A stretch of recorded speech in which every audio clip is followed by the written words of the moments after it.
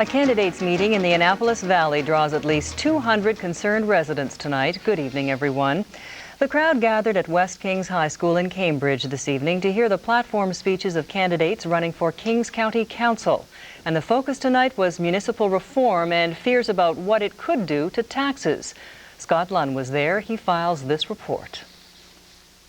You are not going to have any more services at the end of this reform than what you have now. So if you're getting no more services, you shouldn't have any more tax increases. I will not support any tax. That statement summed up the views of most of the 23 candidates vying for council in Kings County. Many are afraid municipal reform and revenue sharing will push taxes through the roof. Under reform, the municipality would take over some departments like policing and road upkeep, areas presently financed by the province. In turn, the province would take over social services from the municipality. Candidates say this reform would create a huge tax increase. Unfortunately, what's happening now is that the municipal affairs minister wants this all to happen by 1 April 95, and the kind of restructuring she's proposing could threaten us with a 46% property tax increase and a 22% commercial tax increase. Now, it doesn't take a rocket scientist to know that we're overtaxed, and every level of government has said that. But when you look at tax rates like that, you're talking about forcing people out of their homes, and you're talking about probably the moving away of businesses that we need to keep. Tonight's meeting was organized by Citizens Against Unfair Taxes, a group of Kings County residents who say the government is wasting money unnecessarily and taxpayers in the municipalities have to foot the bill. Tossing money around as though it could do everything.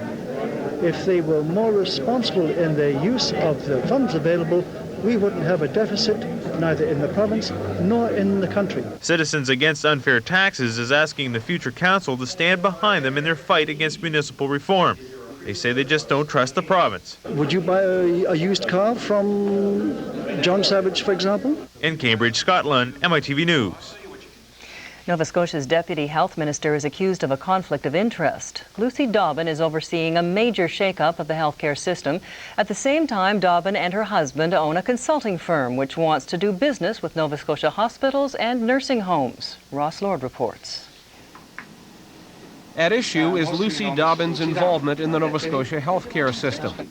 Dobbin is the province's Deputy Health Minister. She's in charge of hospital reform. But a consulting partnership founded by Dobbin and husband Patrick is also attempting to make some money by giving paid advice to hospitals on the reform process. A letter from the partnership, Carrick Consulting Services, emphasizes the importance of a positive relationship with decision-making agencies. It then tells hospital administrators an understanding of and influence over these factors is essential. The Tories say it implies hospitals which do business with the consulting firm might have an edge in dealing with the government. And we're asking the Premier to relieve Mrs. Dobbin of her duties until he and appropriate officials can conduct a proper and competent investigation and analysis of the situation. The telephone number for Carrick Consulting is the Dobbins home number. The answering machine has this message from Lucy Dobbin. Hi, sorry we can't take your call right now. Please leave your name and telephone number and a little message if you wish, and we'll get back as soon as we can. Thanks. But Dobbin says her husband is running the consulting business.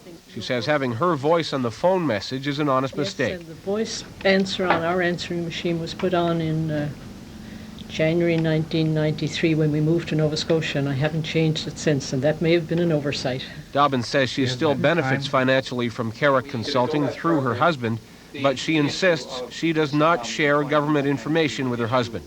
And her boss, Health Minister Ron Stewart, says he sees nothing wrong.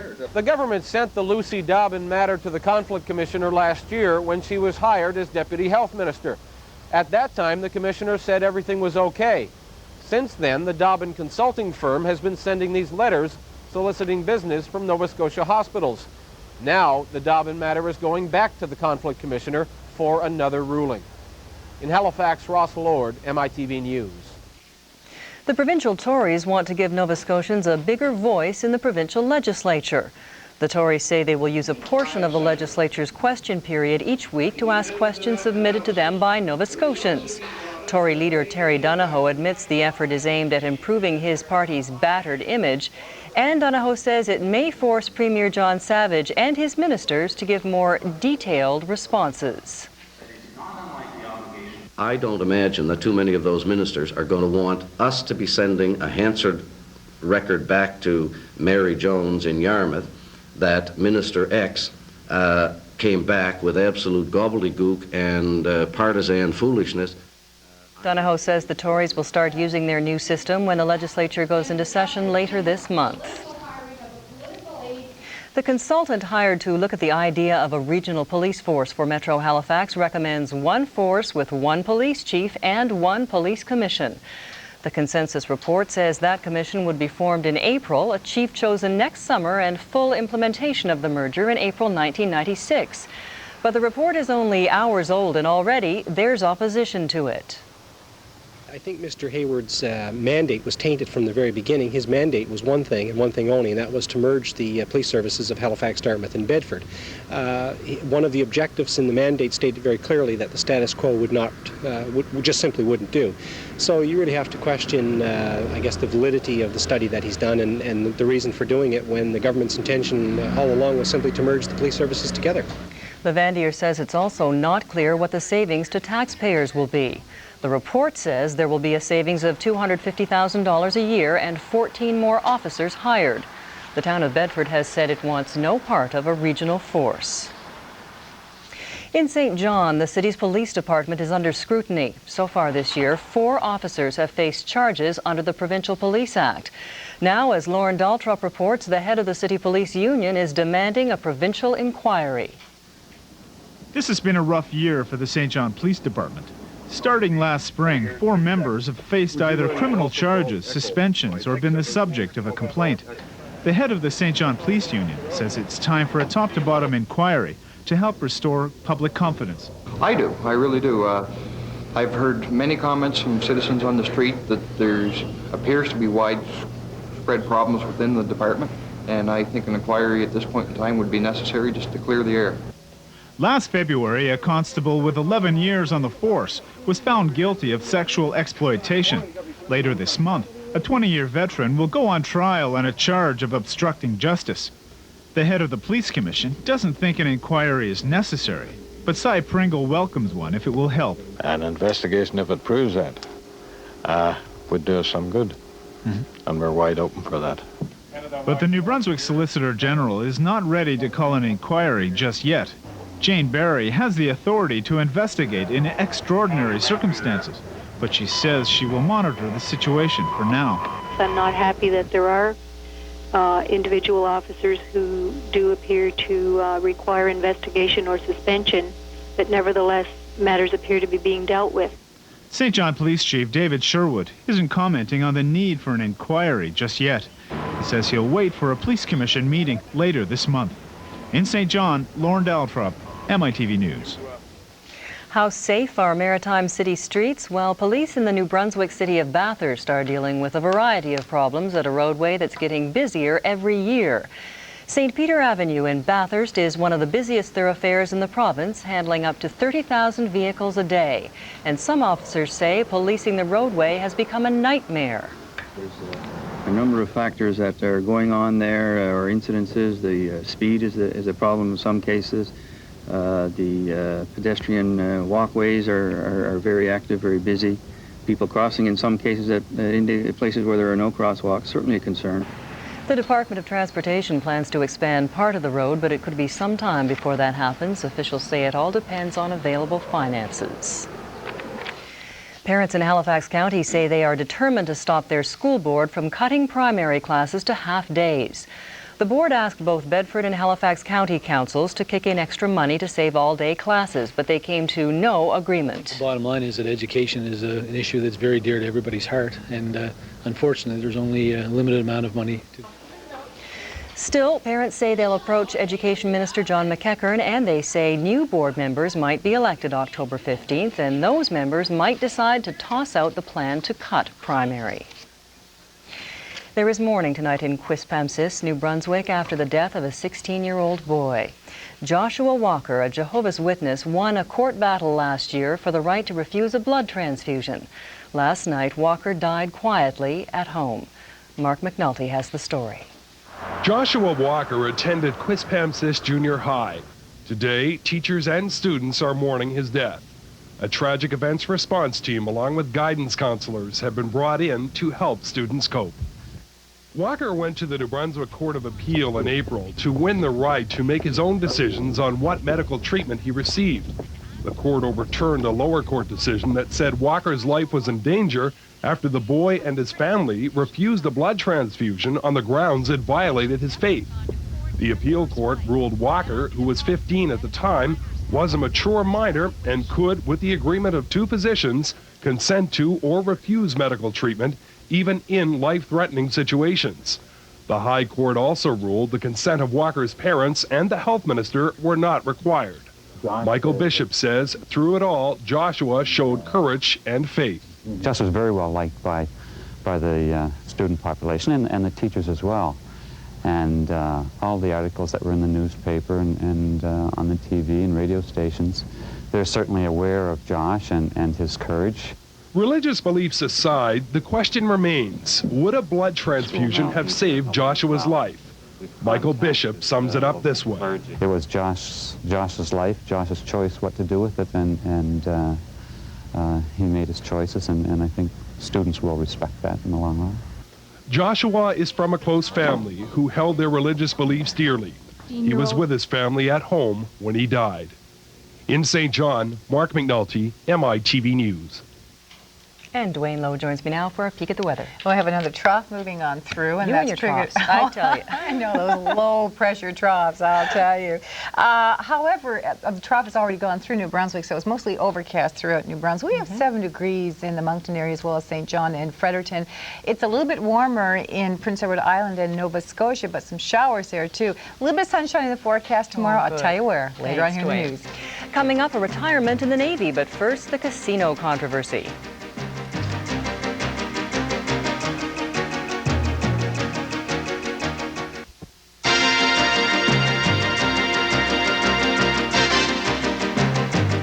Halifax business people heard today from 2 people who have had first-hand experience with gambling casinos. One, a businessman whose city just got a gambling casino.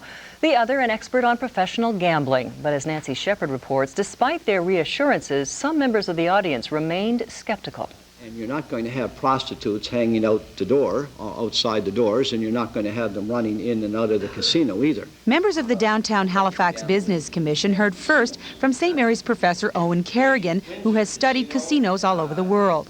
Kerrigan says there are a lot of myths surrounding casinos, such as the increase in crime.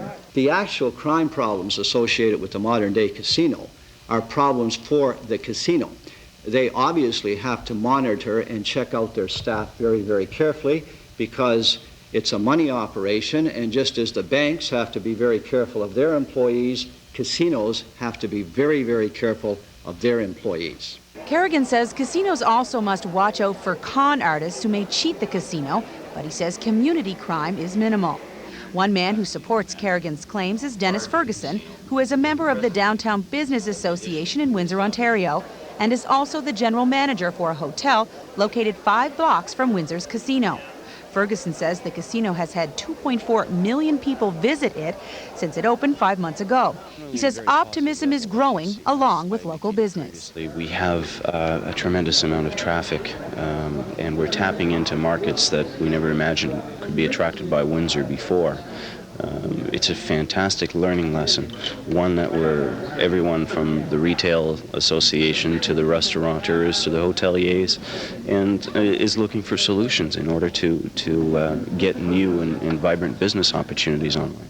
But not everyone at the meeting thinks casinos would have a positive impact. Some say they just need more time to decide. More activities, more gaming activities, including casinos, are likely to lead to more problem gambling and more related and similar problems. We've heard the negative sides dismissed as merely being myths. Well, I need a little bit more meat in my argument before I make a final decision. Some members of the Downtown Business Commission say the commission is in conflict because they have taken cash to pay for their promotion of the casino from the companies who have put in a bid.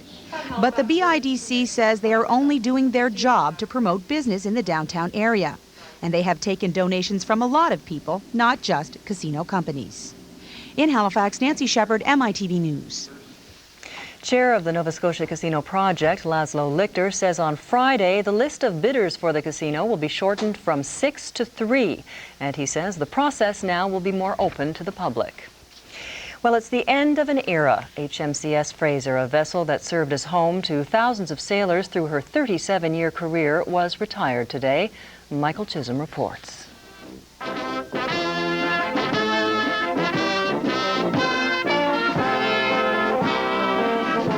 The final sail past of an old warship. From its mast, HMCS Fraser flew the Navy's white pennant, the symbol of a ship's departure from active duty. After 37 years of service, the last of 7 identical ships will now pass into history.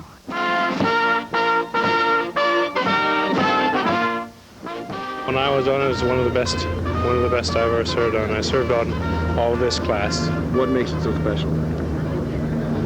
I don't know. She's always had a good reputation of getting the job done. It's always had good crews, good COs. The Fraser was a nuclear-age anti-submarine warship. They were called Cadillacs because of their unique rounded hull, designed for washing off nuclear contamination. Recently, the Fraser served 2 tours of duty off the coast of Haiti, enforcing a UN blockade of that country. Its last duty was a fisheries patrol off Newfoundland, and included the arrest of 2 American scallop boats in July. Today, the Fraser's days of duty are over, and for some, it's both a sad and proud day. She's served us well. We've all been very proud to have sailed in her. She looked after us in a remarkable manner while we were at sea. But again, a bit of a proud day that we've seen the end of it, and certainly right up till the end, she served very well. The government will now try to sell the Fraser, either as a warship or for scrap. But some people say it should be saved. I think we should preserve this vessel, the last Cadillac. You don't want to see it scrapped? No, I don't. It may be the end of the line for the Fraser, but not for most of its crew. Almost half of the 250 crew members on board the Fraser are being posted to the new patrol frigate, HMCS Charlottetown, which is now under construction in St. John, New Brunswick. The Navy begins manning that ship in mid-1995. In Halifax, Michael Chisholm, MITV News. And time now for the weather forecast with Dwayne Lowe. Dwayne. Thanks, Martha. Good morning, everyone. Yes, we are getting a little bit of clearing behind a trough that's moving along to the east. For New Brunswick tonight, temperatures for the most part will range between about 2 and 5 degrees, and we have cloudy skies with some clear periods, mostly cloudy conditions over the northwest corner, and between 0 and 3 degrees, a little cooler there. There's a frost warning in effect for all of New Brunswick tonight.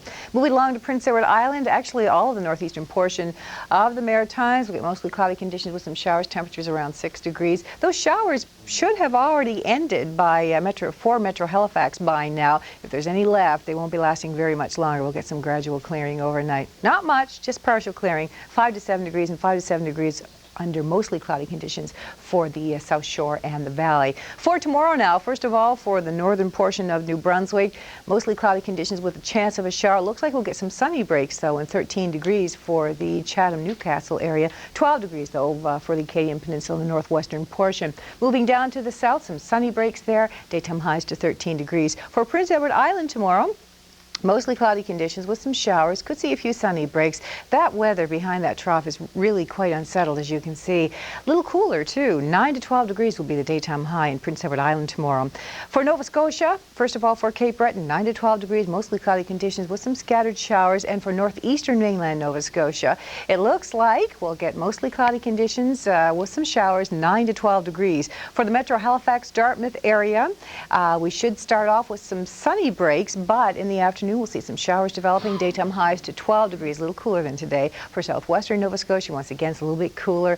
Some sunny breaks in the morning, but a chance of a shower developing in the afternoon. 12 degrees as your daytime high. The outlook, we're heading into another weekend already. Friday, it's looking great. Sunshine right across the board.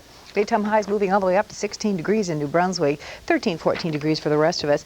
Then on Saturday, the day will start off with sunshine. Now we'll get a few cloudy periods for New Brunswick, and I say start off with sunshine because it's increasing cloudiness late in the day for Prince Edward Island and Nova Scotia. And then we have some showers developing for Sunday. Temperatures between about 15 and 17 degrees, and that's how things are shaping up in the weather in the region for tonight. A little bit of sunshine sneaking in there. Oh, just a little bit, just enough to tease you. That's just enough. Thanks very much, Dwayne. Coming up, breathing easier thanks to a special gift. But first, weddings in doubt. That's next.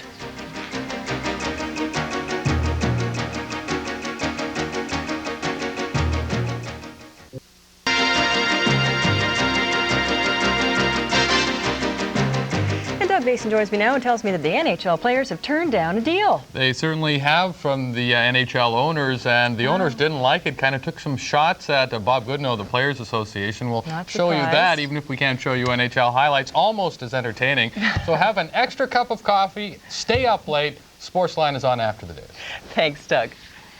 Well, if you're planning a wedding this summer in Metro, be prepared to run into a few roadblocks thanks to the G7 Economic Summit. Hotels and banquet halls are holding off on reservations during June and July until a date for the summit is confirmed. If it happens that the summit is the same weekend as our wedding, we cannot have the facility that we would like to have, so we'll have to go elsewhere, which means starting all over again with catering, what is provided, what do we have to do, that type thing. When the summit does get started, the downtown core will be blocked off and all hotel rooms booked solid with world leaders and the media following them. Well, a Dartmouth, Nova Scotia mother and her daughter are thankful tonight for a helping hand from a local business. Hey, we're in your machine? Yeah. Way's daughter Lydia relies on her asthma inhaler, which had suddenly broken down, but a neighbor, Margaret Frost, who works at the Sobe store in Woodside, told the staff there of Lydia's problem, and they promptly came up with enough money for a brand new inhaler for Lydia. Her mom sends her heartfelt thanks to the folks at Sobe's in Woodside.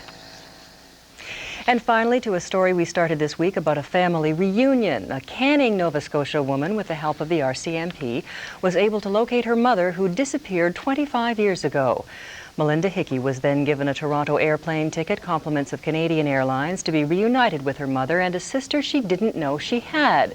Today, Hickey's dream of finding her family came true at the Toronto airport. This is only the second time she's seen her sister. The first time was last night here on MITV. Before in pictures or just to glance at her for a minute on TV, and that was it. Do you recognize her as your sister? She looks a lot like me, I think. What are your plans? Spend the whole week together. Yeah. What will you do? How will you catch up? Deliver the baby first, and then we'll work on it. The two sisters will visit their mother, who is deaf and mute, before going to the hospital where Hickey's sister will deliver her next child. And that is our broadcast for tonight from all of us here on Metro at 11. Thanks for watching, and we'll see you again tomorrow night. Good night.